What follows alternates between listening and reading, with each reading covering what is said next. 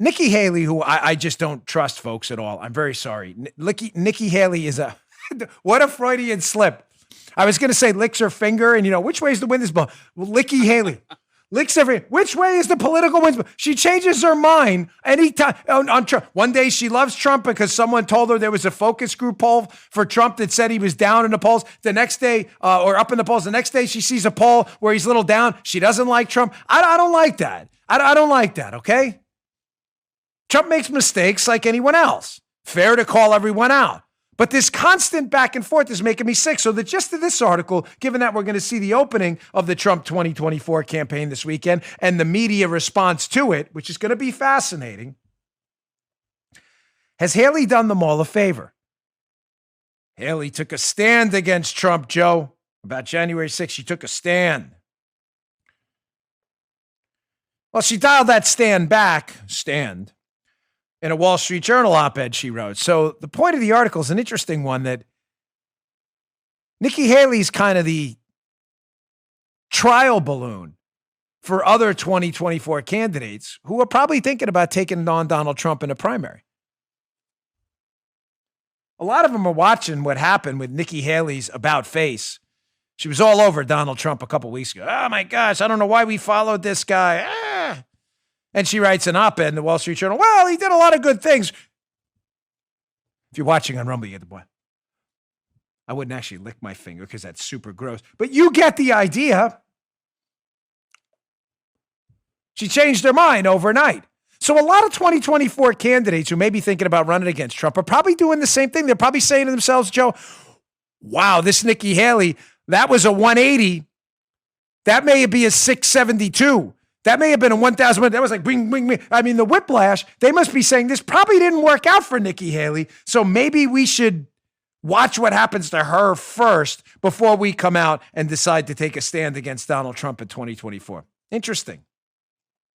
We'll see the response people get at CPAC this weekend. Could be fascinating. Is that a hint? Getting my hint. No, it's a good hint. It's a good hint. It's all right.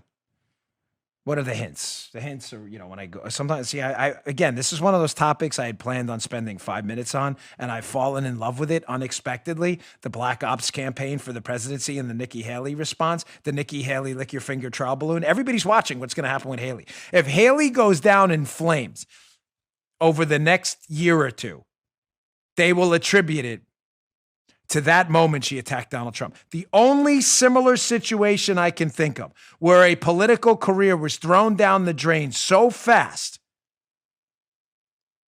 You remember it?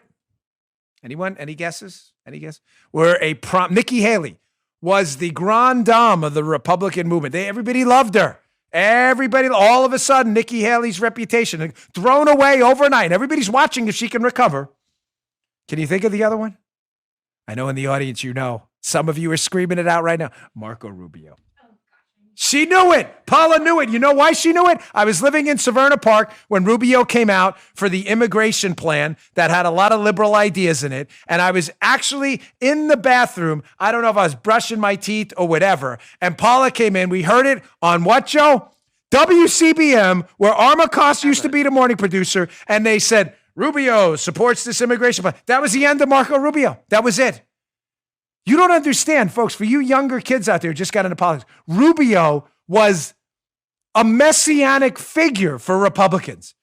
He had beaten Charlie Crist for the Senate seat. He was a messianic figure on the upper level of the Mount Olympus of Republican candidates. It collapsed overnight.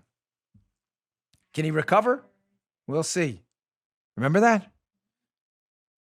I think this is that Nikki Haley just had her moment there, her Rubio moment.